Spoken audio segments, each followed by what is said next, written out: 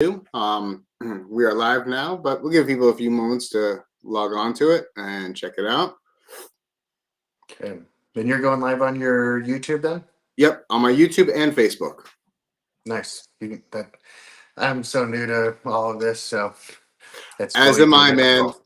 As am I. To be honest with you, this thing has a lot of features to it that I probably underutilize left and right. So, I'm still learning, and it's a learning process. Definitely is a learning process, especially when you're doing it on your own.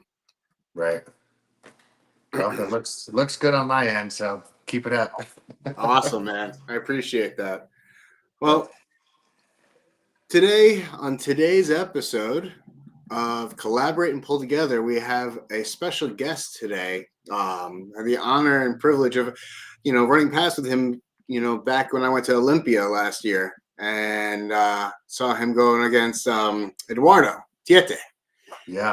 And so I just wanted to take a moment to introduce Dallas Langston, who is an arm wrestler extraordinaire, has been around the block quite a bit.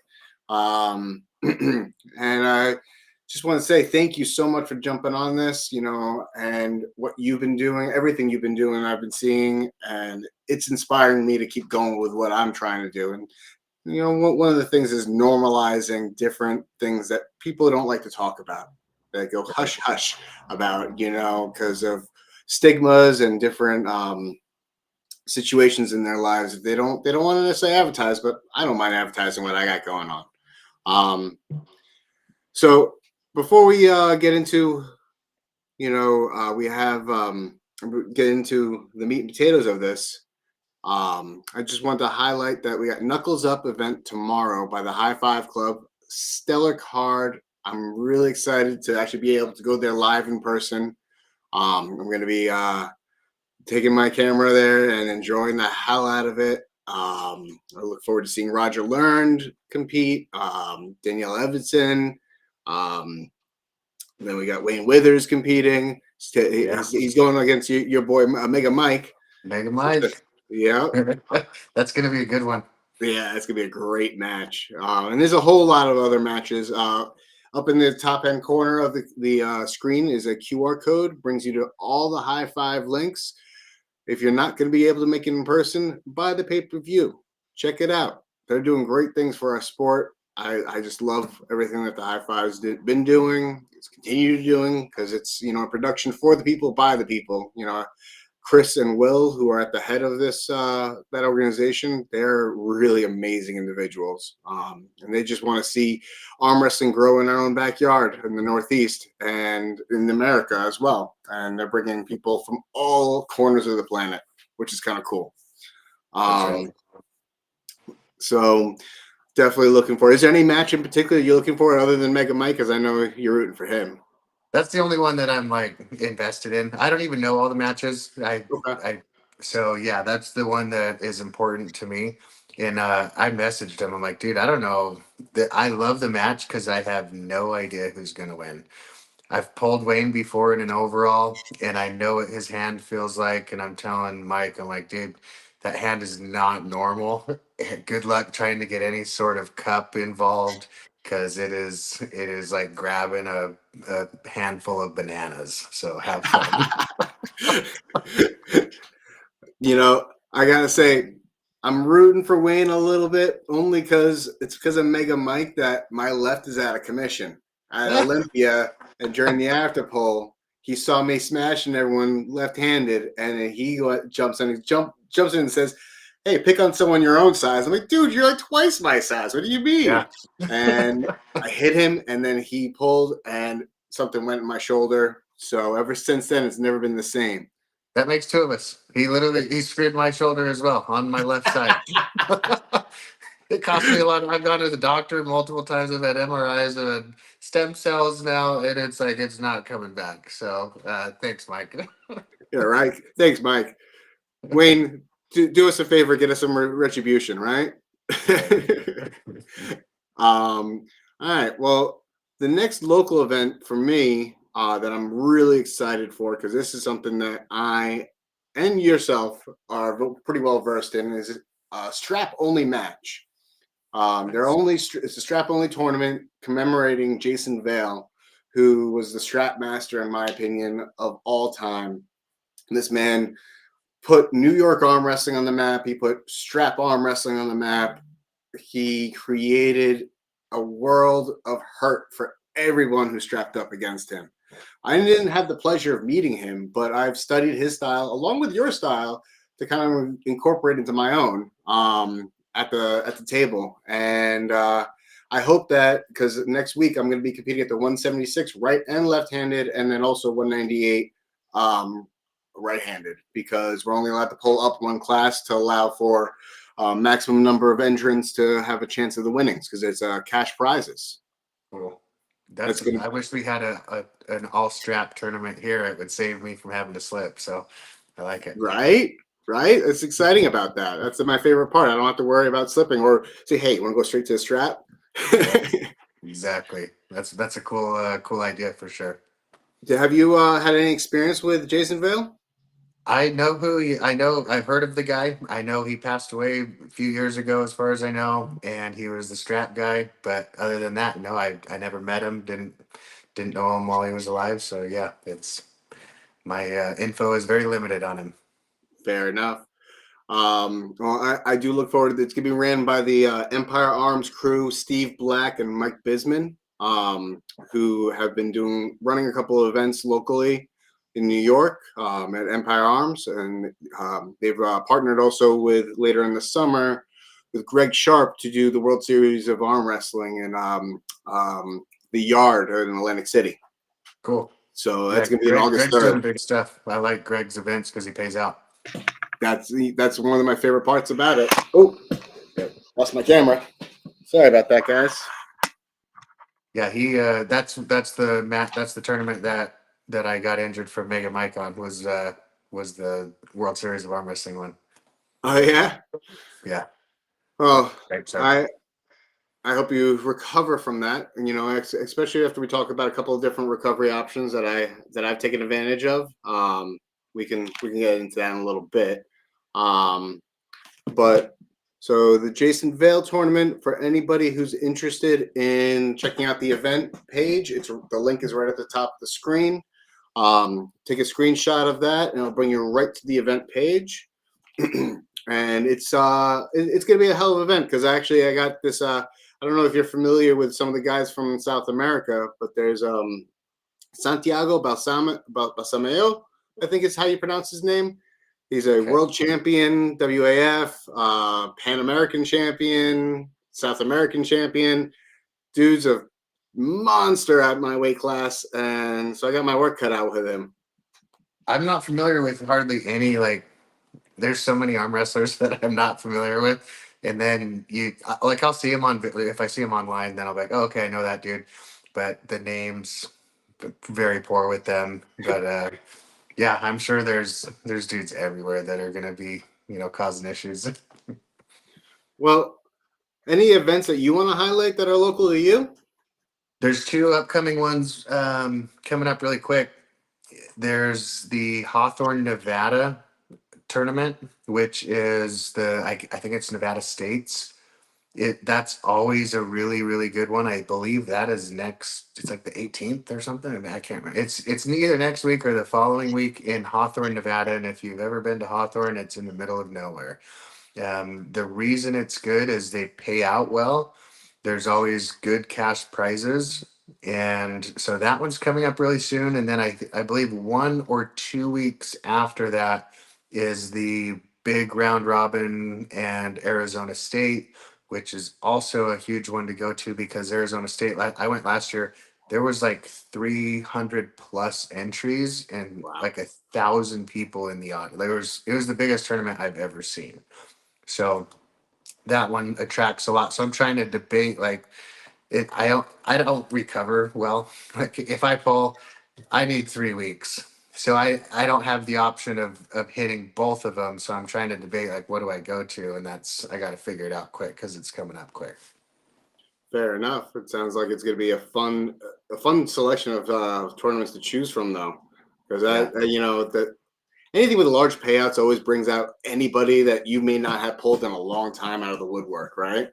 Yeah, it usually brings big names, and then we've got some Armenian dudes here in California that usually only show up to the paid ones, and they're no joke. So I would imagine they'll be going there as well, and I'm looking forward to it if they do, because there's a new one that I recently had a super match with in the 220s named Arson, and he is going to be a freaking disaster. So I would love to see him versus someone, like I've seen Ron Bath show up to this tournament. I've seen people like, big names show up, and I would love to see him versus someone as established as Ron to Yeah. kind of gauge strength levels where they're at. So that's what I'm hoping for.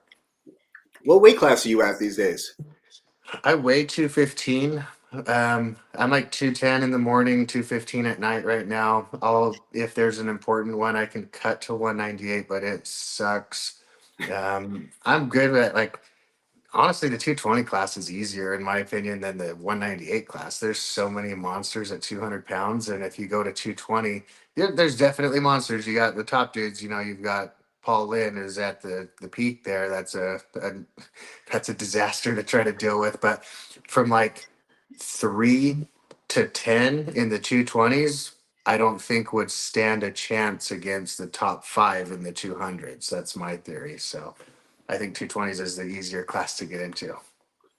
I was at the 154 class last year. I cut down, actually made it there by accident because I was trying to cut for the 165 class Hmm.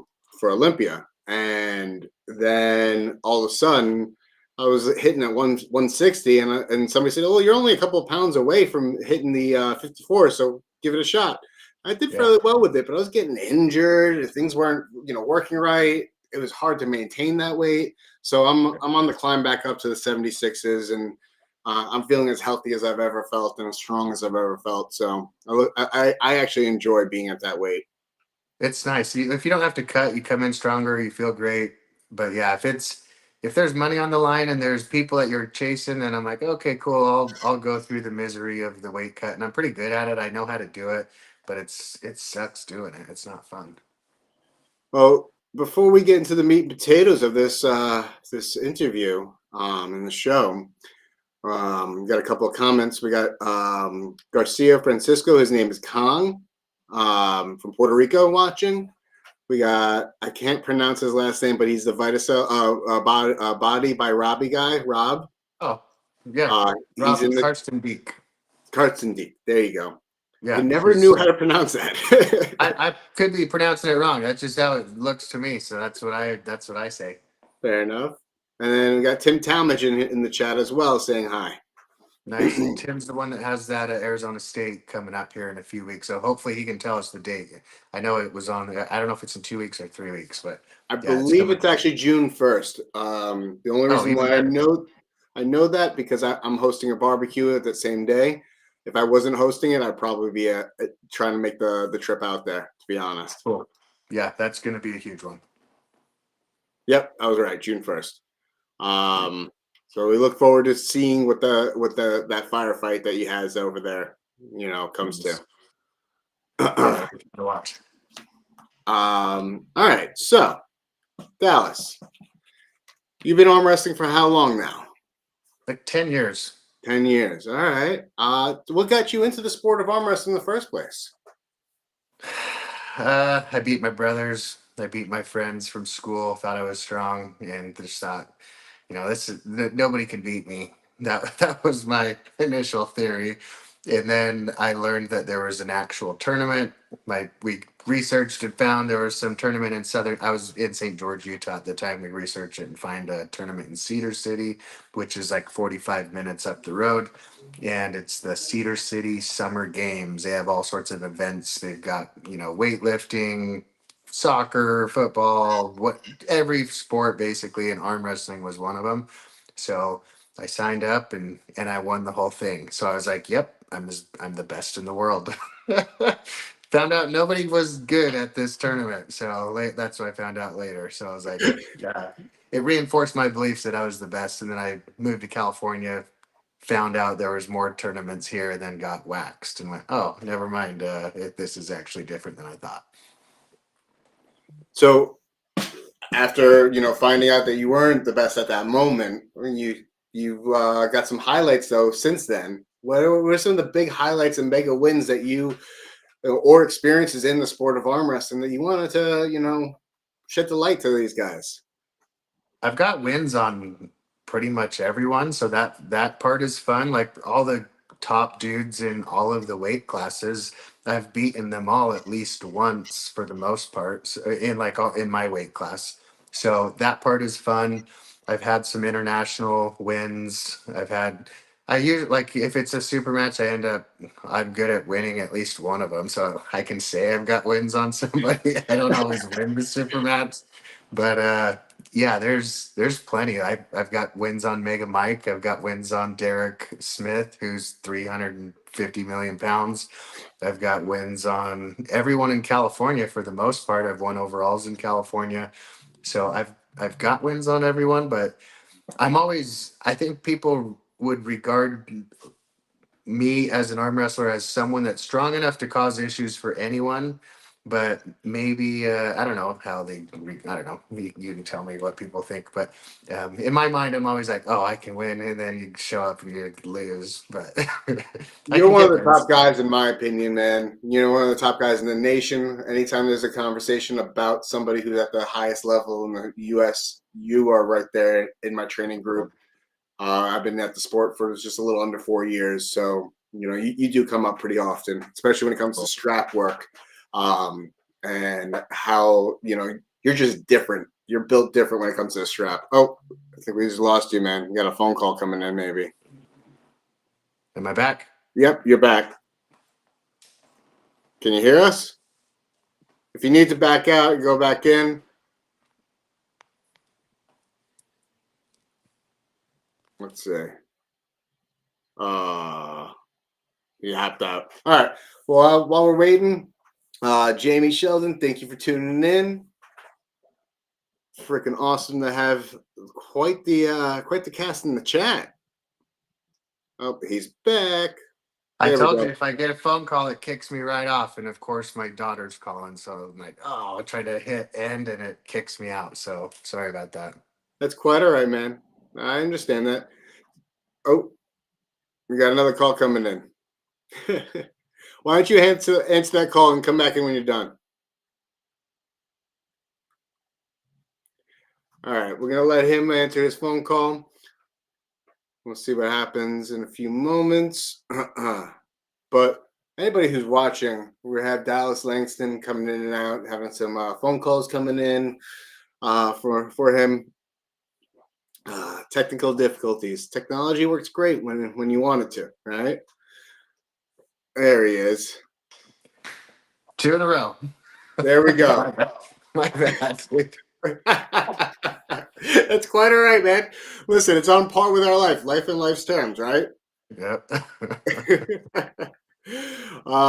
Okay. So, any major highlights in your career? Like, let's say your top three favorite that you would say like stand out among above the rest in regards to experience, location, maybe the quality of puller, or just all the above. um, there's a tournament I went to in St. Louis 2 years ago. That was like a invite only. You had to weigh in same day.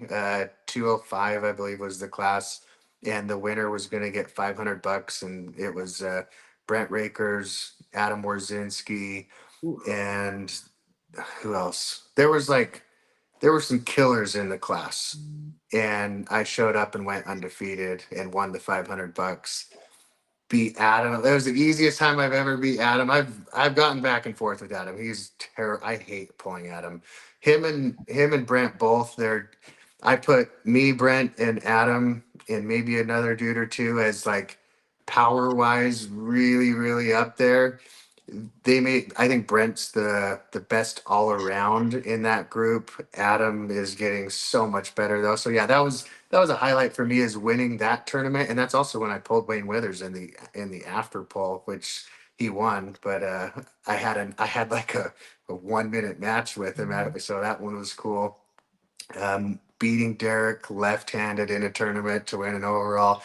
If he watches this, he'll be pissed that I mentioned that. But to me, Derek, like he's 4,000 pounds and he's internationally known. So that was a good one. I'm sure there's more. Mega Mike, I've beaten Mega Mike. That's a really fun one for me because I like just talking crap to anyone that he's my buddy. So those There are you some go. good ones. But yeah, like I said, I've got wins on everyone, but some of them mean more than I had a win on Brandon Elsesser, who's ranked number one, so that's cool. But yeah, it's Craig Tullier. He's I don't and all these dudes, you never know if you could come in 100% and sometimes you're not going to win and sometimes you win and we're all, in my opinion, so close. There's not an extreme outlier in that 205-pound class. There's problems for anyone. Like years ago when I got into it, you had Todd Hutchins. He was the number one, and then you had RVJ was kind of the number two, and then there was everyone else. There's not that anymore, in my opinion. There's five of us that are all freaking difficult. Maybe seven of. There's a lot of them.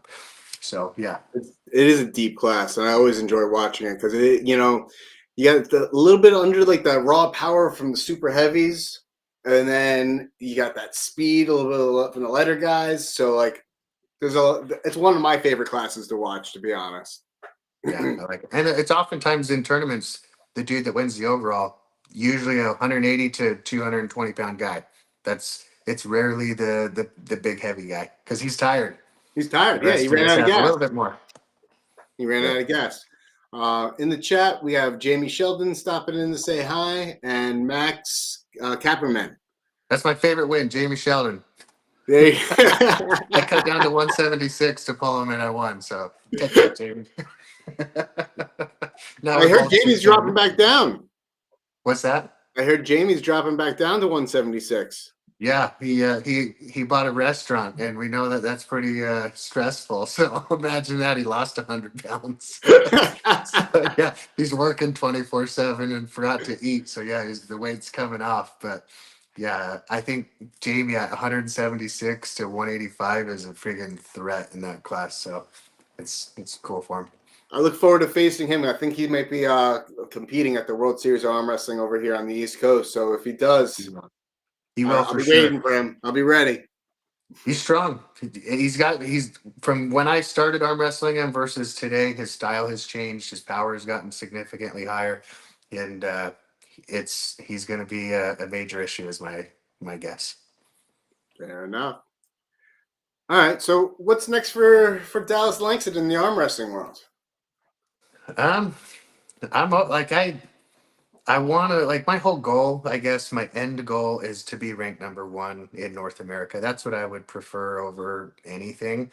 Like I said, I've beaten everyone in that top ranking group at some point in time, whether it's one win or not.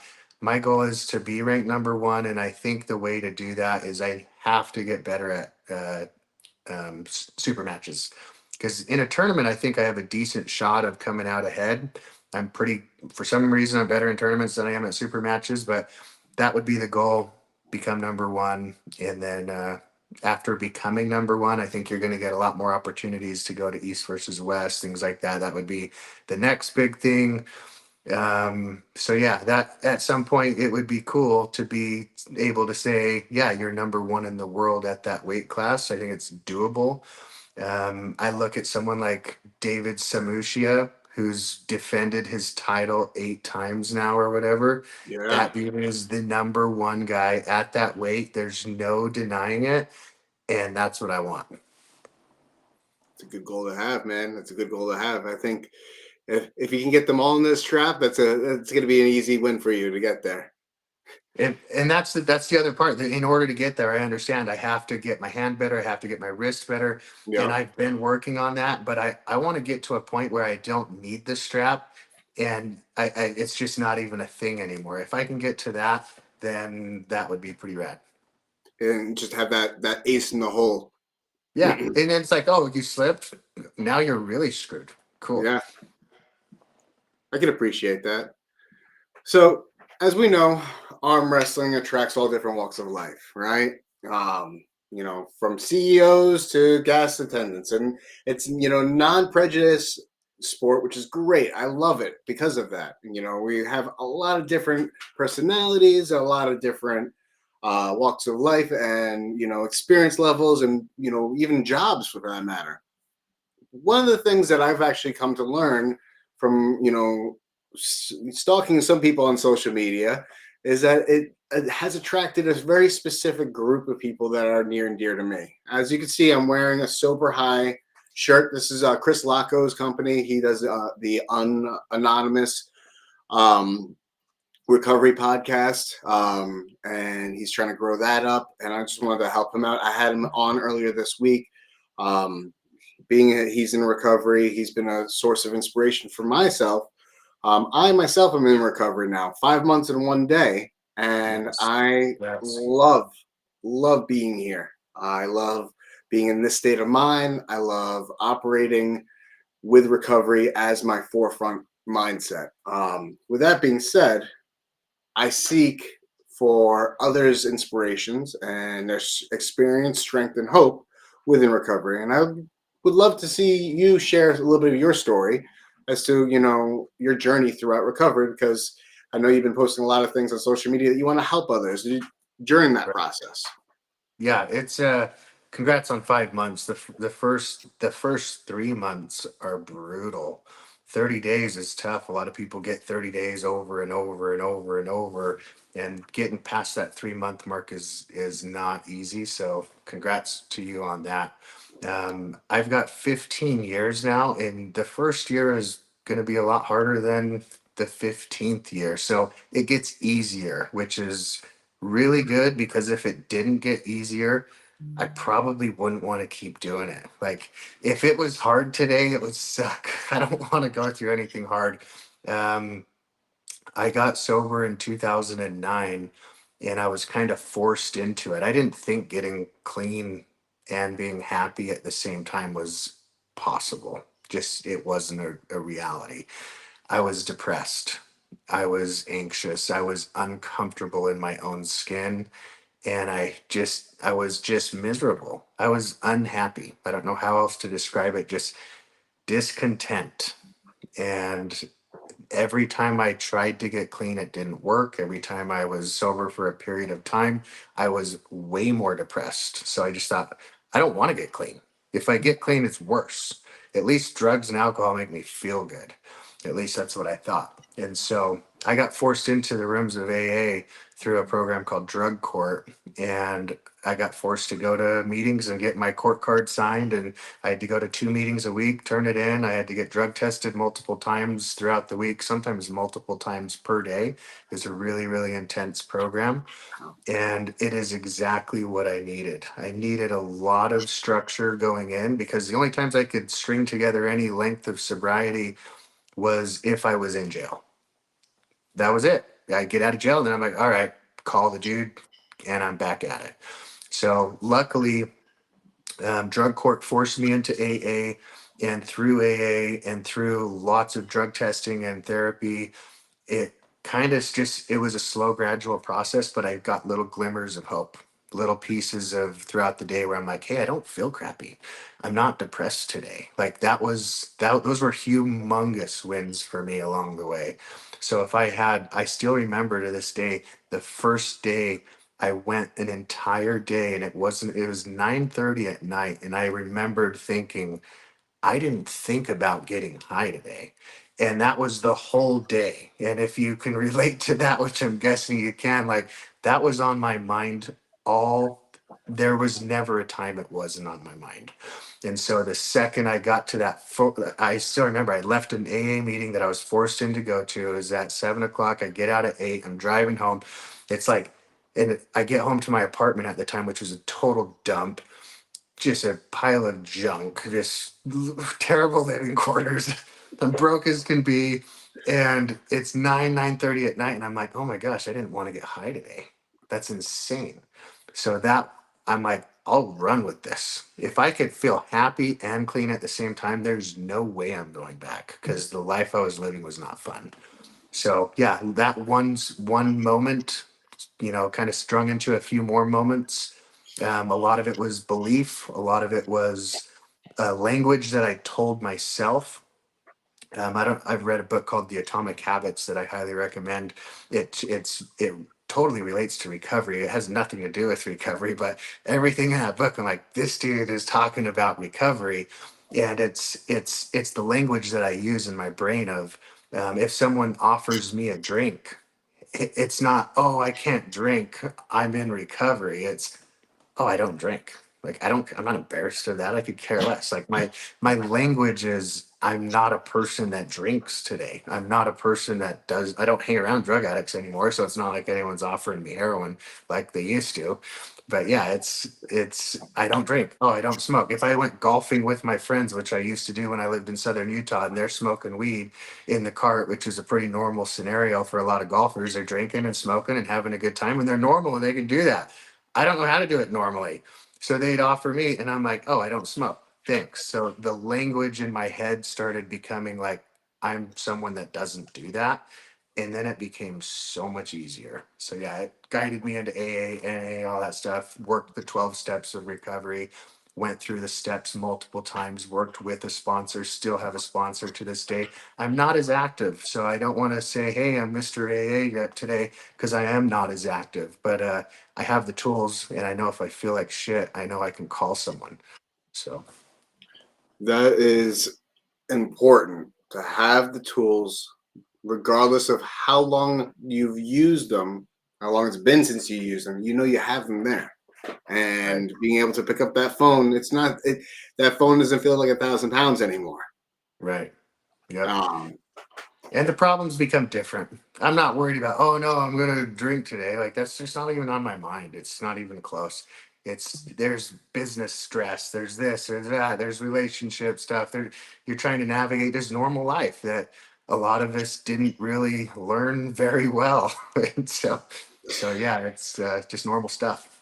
Definitely, I'm actively learning that process as we speak. You know, learning to live life on life's terms, right here, right now. You know, being in the here and now. There's no easier way to do that than daily inventories of yourself and momentary inventories. And I've been through that process now because this isn't my first round of recovery. You know, Right. relapse is a part of my story, and it doesn't have to be a part of anyone else's story. But if it is, it's okay. You Yeah. know, and it's that's one of the things that when I first came into this, I was definitely self-deprecating and violent to myself to the point where it was like, why, like you said, like, why do I want to feel like this and continue recovery? You Yeah. know, and it was definitely through the words and viewpoints from others that I was further perpetuating that mindset until I came to the rooms where the love there was unconditional, and it was Yeah. just so much in abundance that I was like, wait, I'm worthy of this. And now Yeah. it's like, yeah, I am worthy of this. I'm grateful. I get to be here. I get to enjoy Right. these things. And It's a good group of people. it really is.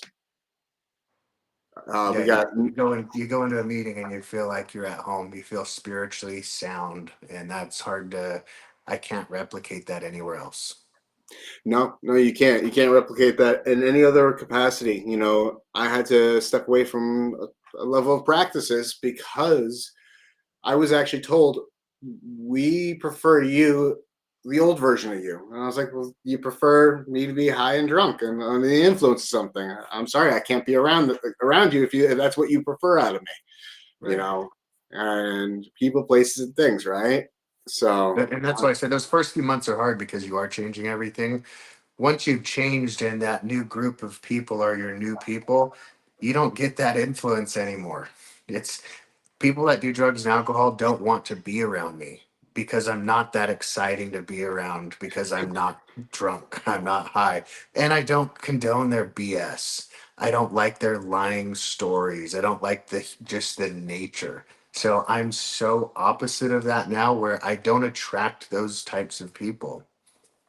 uh, promoting positivity is something that I've always tried to do, but it was never like it was like I was just I hit the mark short of the mark each and every time because I wasn't living the positive lifestyle.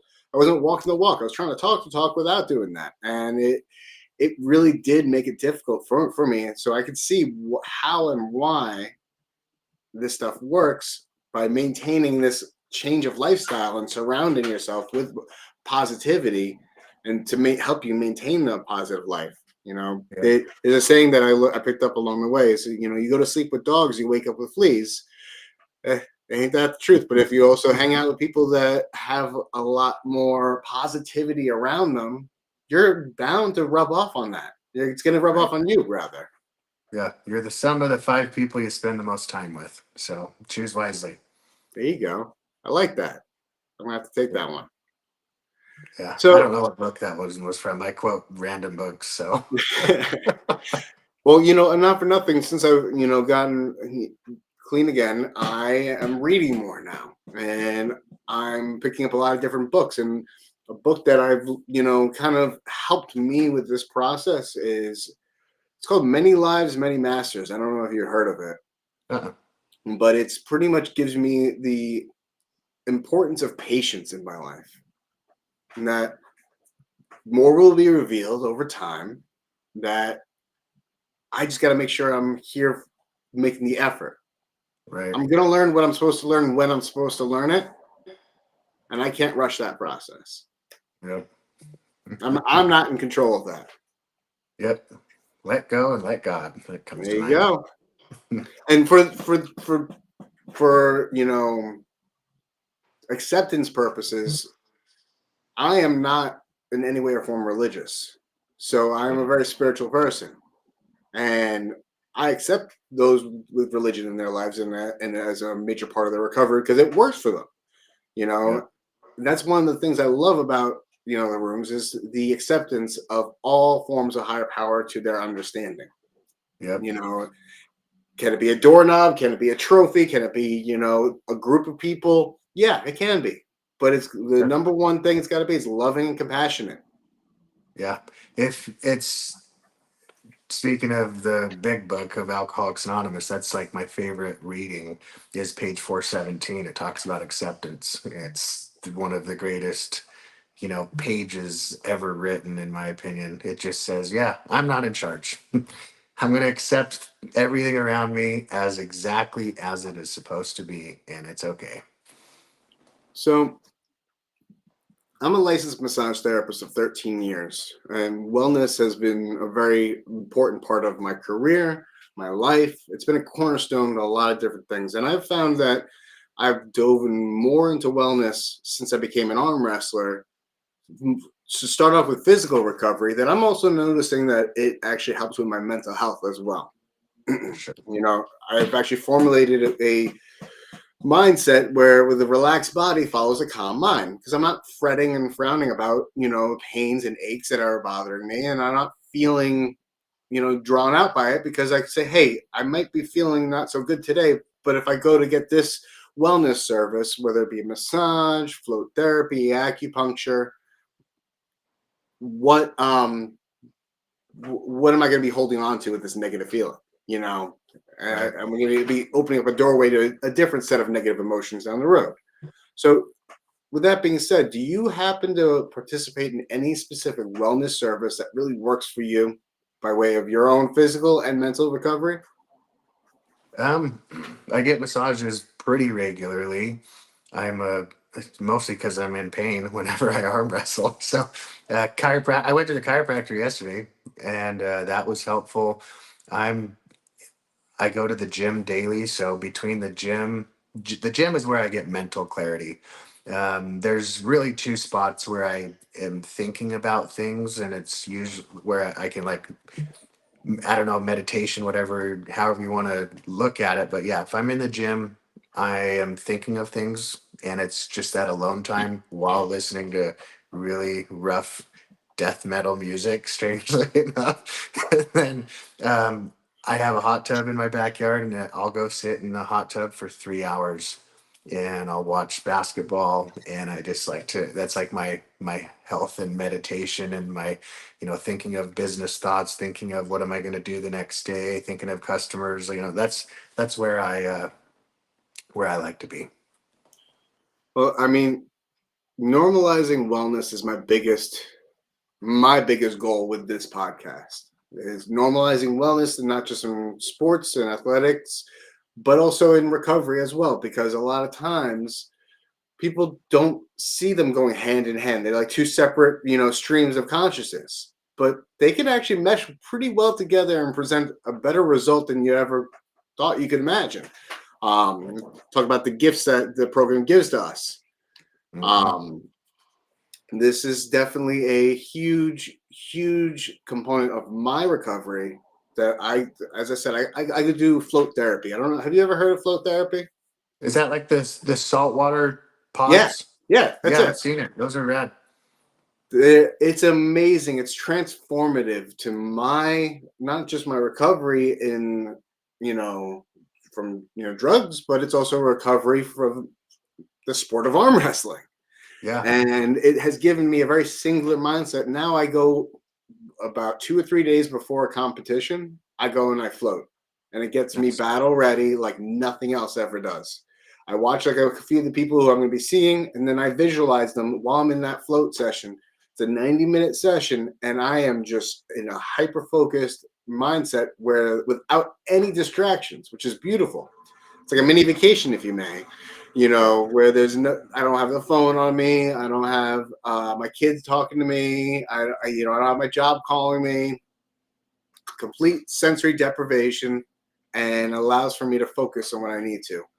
And if I'm having a struggling moment with my own recovery, mindset wise, I go into one of those float sessions. I actually just ramped up my sessions. I go now twice a month, and it really helps me with my meditation process, because Nice. you're floating weightless in 1,800 pounds of Epsom salt water, which replicates the Dead Sea, and you're literally feel like you're floating on nothing. It's Yep. amazing. There's no pressure points in the body, so you don't have any aches and pains bothering you either. And the magnesium from the Epsom salt really help relaxes the body. It's a different feeling. I grew up in Utah, and you have the Great Salt Lake, and if you go in the Great Salt Lake and try to swim in it, you can't sink. You float. And I sink in my pool. Like if I go in any normal water, I am very dense, and I am not a swimmer. I sink. So it's pretty cool to jump in a bunch of salt water and float. Well, I wanted to thank you for sharing your experience, strength, and hope with recovery, man. It is very relatable. That is one of the number one things that I think that we need more of. We need more of it, and I know that you're actually taking a dive with your YouTube channel to kind of make yourself more accessible to helping others navigate different components of recovery, whether Right. it's finances, whether it's sealing, records, all these different parts and components. Go ahead and speak to that a little bit. Yeah, there's a couple reasons behind it. There's really two things that kind of led me to this. Well, three things. One is I haven't been going to AA as much, and I thought, well, where can I get a message out that's larger than the 30 dudes in the AA meeting, and that would be the internet. So I thought I should probably start throwing some content out there for the average person. When I got out of prison, I didn't know what to do. I'm on parole. I don't know how to get a good job. I don't think I can even get a good job. I don't know how to get rid of my record. I try to you can't go buy a gun. Like you can't there's so many limitations on what the system will do to you when you get out of jail or prison or whatever. And so I have learned to navigate through that, and I look back at friends that, were involved in the juvenile system, the adult system with me, and very few of them ever make it past a very low level of life. And I thought, man, I want to just show you that it's possible. And I'm not, there's millions of people way above me. And I'm not anywhere near the peak by any stretch. But all I know how to do is give you what I've gotten, and I can do that. I don't know how to give you something more, but at some point I'll learn more, and then I have more to offer. So that was like the first kind of thought behind it. The second is I had a really close friend and employee. His name is Jared Olson, and he passed away a few months ago. He was in recovery, and he was my employee. He lived literally where I'm sitting right now. This used to be a bed, and I turned it into my office. But Jared used to live in this room and work for me. And when Jared moved to my house, he he didn't know how to do any of this stuff either. And so I just thought, let's get your record expunged. Let's clean up your credit. Let's get you back on track. Let's get you a decent income. And we were able to do that. And so I know it works. So that was like, and then it sucked because he died just on Super Bowl Sunday, just this year. But that was part of the motivation is I'm like, his life got way better from a very brief, year of living with me. We improved his quality of life was significantly higher. And so I was happy to help. And I realized in that help, I realized very few people know what to do. So we tackled each thing one at a time. We got him health insurance. We got I got him out of an old crappy truck, got him into a decent car, got him making decent money. Like his life went from shitty to good, and I loved that. And so that's where I'm like, I that's the goal is to give that to more people. That was more of a hands-on, one-on-one approach, and lots of info spewing out of my mouth on a daily basis because he lived at my house, so it was easier to do it. So I thought that's another motivation. And then recently, I was cast in Jubilee is the name of a humongous YouTube channel. I'd never heard of them. They reached out to me, they emailed me and said, "Hey, we like your story. We found your info because of Naked and Afraid, which was the show that I went on a couple years ago." And they said, "We want you to come on our YouTube channel and help. It's like something to do with crime and the system." I'm like, I'm in. I love that stuff. So they got me on the channel, and then they dropped the channel, and I didn't know what it was. I'm like, "You're gonna make a YouTube video? Yeah, this will get out to lots of people." There's like millions of views now. I've had random strangers at the gym. They're like, "Hey, I saw you in that video." I've had messages. So I'm like, oh, there's actually a big network here of people that actually watch this stuff. Because whenever I go on YouTube, I'm watching car reviews and I'm like, how do I fix some random thing with my dishwasher? I'm never looking for any inspiration on YouTube. So I'm like, oh, there's a whole market. There's a whole pile of people that watch this stuff. So that was the other reason as to why I'm like, I should start a channel. And it sucks starting anything. Just like you don't know what you're doing. You have nobody following. You're like, oh, cool. I've got 30 subscribers. This will be so popular. In another month, I'll have 34. Like, so the beginning blows. But I know at some point, if you just like, I know this from experience with everything. If you're consistent, it's going to get like, if you're consistent and have a decent message, I think it'll grow. So that's why I'm doing it. Well, I appreciate the effort because it just pushes me to want to be a part of this endeavor that you are on and be a source of information because you're not for nothing. Yes, you don't have it all, but you have enough to give so much and so much to those who have zero and have zero idea of which direction to go to. My analogy to this coming into here, I was a man on fire and the very first thing was I need to put myself on fire. Okay. But then now I'm in a darkened pathway that I need a well lit pathway of success. And people like yourself have created that well lit pathway. It's just another lantern, if you may. It's a little bit further down the road than I could ever see on my own that really illuminates which direction I can get to. That, hey, if I want what he has to offer, I need to follow what he has done, to some degree in some fashion so that I can get the benefits and I can gain what you have. So I thank you for that, man, because it really does present the best mindset for me. Because then now I'm just going to pay it forward, if you may. Yeah. Yeah. It's With that the being said, up top, I have another QR code. Please take a screenshot of it. That is a QR code to Dallas's YouTube page. Please subscribe to this man's channel. He has a strong message of recovery and help in general. He will help you figure things out that you never thought imaginable. Thank you. Yeah, it's the only way to keep what you have is to give it away, which is pretty wild. And I use that same concept when with arm wrestling because I don't have a whole lot together with arm wrestling, but it's a lot to do with body mechanics. And being a massage therapist, I happen to have a pretty strong understanding of body mechanics. I mean, I made a career out of it. So I share and impart whatever knowledge, limited as it may be, with everybody. And I think that just bolsters my skill set to another level. 1000%. And it's if you want to teach everyone how to beat you. That's my favorite thing in arm wrestling. Like, this is where I suck. Beat me here. So that way I know I have to get better there. And then you help them on you'll learn.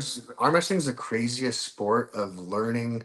Like, it is so intricate, it is nuts. 10 years in, I'm still learning stuff all the time, which I can't think of another sport where you learn nonstop and you never have all the answers. So it's a cool thing to be able to learn those skills from other people, apply them, teach them, make sure you want everyone to get better. So if you're getting them better, you're going to get better in the process. That I always tell the people I train with, I say I selfishly want as many people at practice as I possibly can have because that you widen the talent pool enough, then Yep. it's only going to force me to get better because there's going to be a group of those guys that are going to be constantly and consistently beating me. So I'm always going to be wanting to chase somebody and keep up with them and figure out a way. Oh wait, I can do this, I can do that, and come out on top. Yep. It's awesome. Well, you had mentioned Naked and Afraid before. So, how did this come about? I'm curious. I'm curious, and tell us a little bit about this experience and what happened with it. It's kind of a funny story. So I'm a huge fan of the show. I've loved the show. So 9, how old is my son? 9 years ago, I have my wife gives birth to our last son, and I get a vasectomy right away. So when I get this vasectomy, you sit on the couch and you watch TV, supposedly for 3 days, and then you're better. I milked this out for 2 weeks. I'm laying on the couch and I'm binging. I'm like, this show is insane. These people are walking around the middle of nowhere, naked, trying to catch food. Like, this is crazy. And I just fell in love with the show. So I've been a fan for years, and part of my story of being a criminal as a youth, I got sent to a wilderness program, so I have experience. I know how to make a fire with a bow drill. I know how to like do pretty cool stuff outdoors. Not amazing, like I'm not anywhere near a survivalist, but more than the average dude living in Orange County, California, which the bar is low. So watching that show, I keep talking crap. I sit on the couch and I'm watching it. That new episode comes out every Sunday night, and I'm just like, my wife's sitting there, and I'm just like, oh, I would have done this. I could get that. I could do that. And my wife's like, you would get destroyed on this show. And I'm like, sign me up, and I bet you I'll do it. So, like 2 days later, I started getting phone calls from Discovery, and they're like, hey, this is about your application to Naked and Afraid. And I'm like, you've got to be kidding me. My wife freaking called my bluff. She signed me up. So she signed me up, and it happened pretty quick. They started like saying, hey, we want you on the show. And anyways, they were trying to give me dates of when it would work. And I can't remember the first date that they gave me. It wasn't going to work. So I had to wait a little while. But it seemed like from the time that my wife signed me up to the time that I was in Africa naked, it was pretty quick. And so, yeah, that's where they sent me. Went to Africa That's and got amazing. wrecked. Just wrecked. Dehydrated, massive heat, crazy. It sucked 50 times worse than I thought. And yeah, it was brutal. So I'm like, I'm done. I tapped out on day 4. I lost 26 pounds in 4 days. Oh my And god! I was just so dehydrated and just jacked. I'm like, I'm mentally, I'm gone. I'm good. If you had another opportunity to do it again, would you? It depends on the day.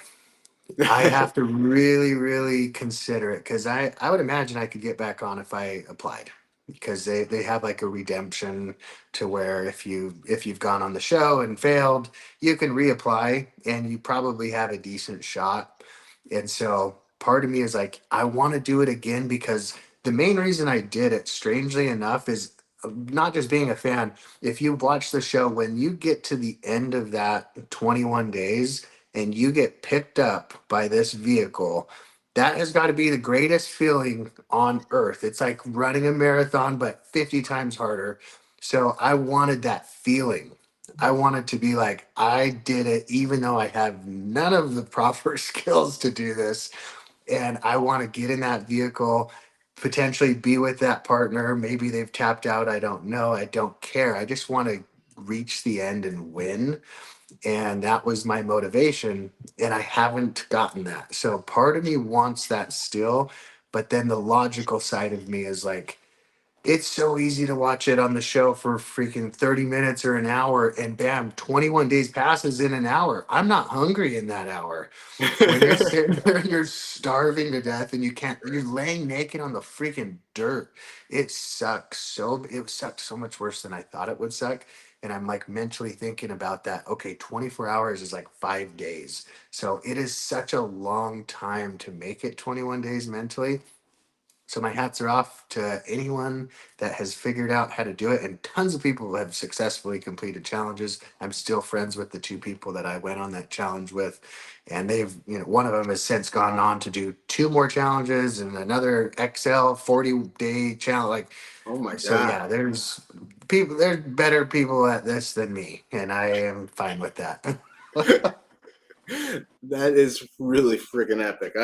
You know, when I found out and saw like the post that you were on it, and I was like, no way.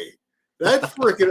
I thought that was really awesome because I do know a few survivalists, and they're like, I would never go out there naked type of deal. I wouldn't Yeah, do it with just that thing, you know. And they've expressed to me that it's for what they gain out of it. Like I've done that before. I'm never doing that again. You know, and it wasn't yeah. by choice type of deal. And I was like, okay, but to see somebody that I'm familiar with on the show, I'm like, holy crap, I know that guy. Well, Yeah. kind of know that guy. Yeah, the element of being naked makes it so much worse. Like, it just doesn't make any logical sense. There's no survival scenario where you're going to be naked. Like, I don't. No one's going to just, hey, you're jumping in the shower, and in the next minute, someone kidnaps you and drops you off into the woods, and you're butt naked. That's just not going to happen. So it's just the entertainment factor, but it does bring an element of craziness to the show, and it's part of the entertainment. Is you're laying on the floor naked and there's a lion outside and you don't have a gun. So that part is crazy, but strangely enough, the mental side of it was so bizarre. Like, the safety side goes out the door, everything reverts to basic necessities: food, water, shelter.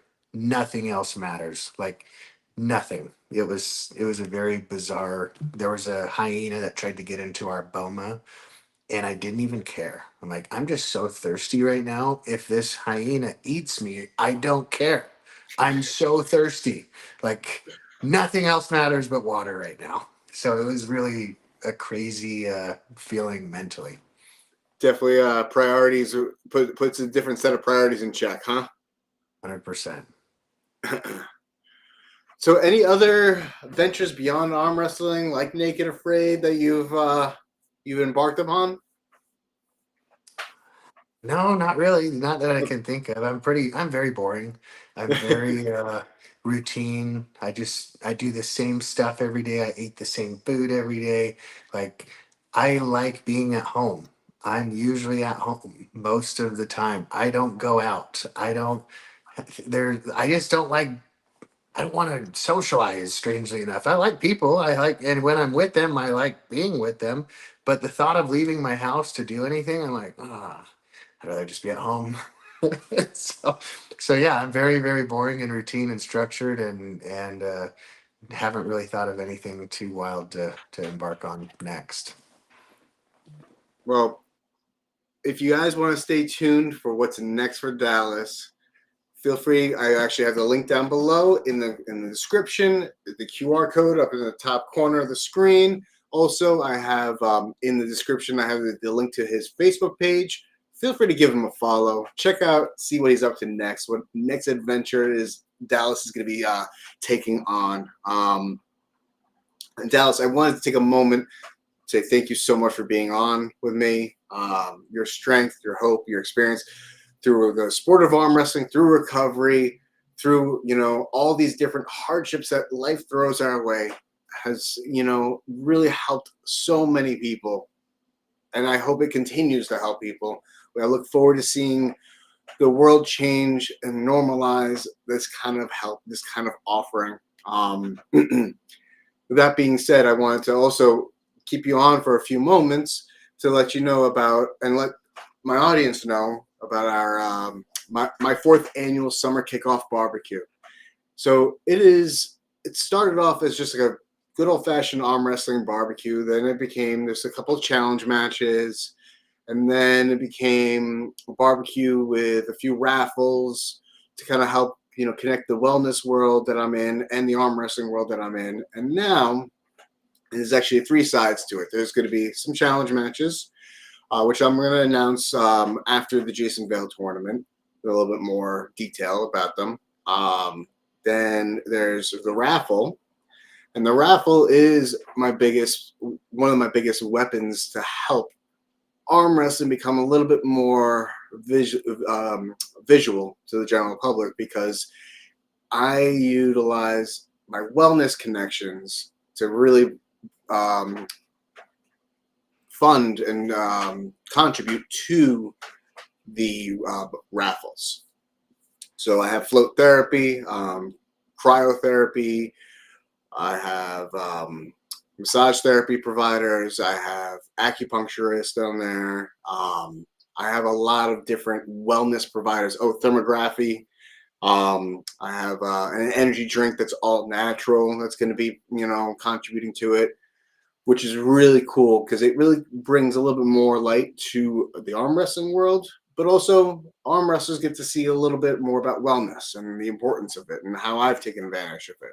So that's part two. Part three this year is the newest edition, is where these raffles go to. It used to be that I used to pay for the barbecue, but this year I got sponsors. Thank you for Mike Rappel of Rappel Restorations for sponsoring, and Tri-State Arm Wrestling, New York, Steve Fernandez and Ivan Marrero, for being our biggest sponsors to help us get this off the ground, because now I can take some of these raffles and apply them to things that are very important and near and dear to my heart. There's a adolescent youth center out of Brooklyn, New York, and they have a upstate location as well as a treatment center, that a third of the proceeds will be going to them, in an effort to help them out, because it is where I found my first round of recovery. And so I exist today only thanks to them and for the efforts that they put forth. So I'm happy to contribute to their efforts to kind of keep paying that forward. And then the other two, one of them is called Athletes Are Human by the Walker family. I don't know if you know who Steve Walker is. He's a big name in our sport up in the Northeast. He's a really big dude that has the highest level of energy. If you ever heard someone scream "Be First," explode in this grisly voice, then you know who I'm talking about. Him and his family have banded together to create this Athletes Are Human endeavor to kind of really highlight high school athletes and college athletes, student athletes, and the rigors that they put themselves through on a mental health care platform that they don't have as much. And so they utilize some of the money for scholarships, but they also utilize some of the money for NAMI Mercer, which is a mental health care agency as well. So they contribute towards that. So that money's a third of that's going to be going to their efforts to kind of help them out. They're out in New Jersey, by the way. And by the way, I have all the links down below. And then the last but not least is I'm going to put this link up actually up top. Turtle Man Classic, which is going to be Connecticut State Arm Wrestling by Nick Stone.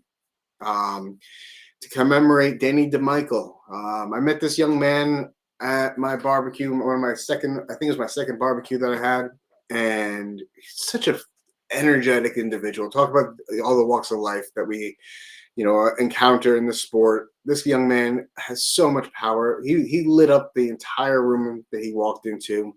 Unfortunately, his life was taken earlier last year from a drunk driver, and the Connecticut tournament has now turned into the Turtleman Classic. All proceeds are going to help his family out, and a third of my raffle contributions that I'm going to be gaining in the proceeds is going to be going to that endeavor as well. Because I'm happy to help spread the love of the community, help build up the community, because we're all working together. The event is going to happen on June 1st, same day as my barbecue. My barbecue is happening much later in the day, so there's not going to be too much of an overlap of timing. So if you want to get a full days of arm wrestling, enjoy the tournament up in Connecticut, and then an hour and a half, 2 hours down the road, you come over to my house and we have join us in our barbecue. I'm going to put the link for the barbecue right now at the top so that everyone can see. And while I'm just wrapping it up here, Dallas, again, thank you so much.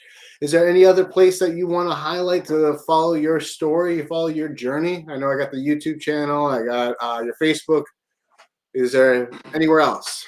Instagram, that's about it. But yeah, thanks. I appreciate you having me on. So thanks for having me. And I like what you're doing. So it's solid. So thank you. I appreciate you being a part of this, man. We're just starting it, and the fun's literally just starting, because I have a feeling we're gonna get this ball rolling and normalize recovery in all different ways and forms. It's not just from recovery from drugs and alcohol abuse, but recovery from life. Yeah. Recovery from life, just living life in life's terms. I don't know anybody who isn't experiencing some level of struggle in some capacity that can use some guidance in something, or at least someone to talk to. And we're here for it all. Cool. Thank you. Thank you very much. Give me one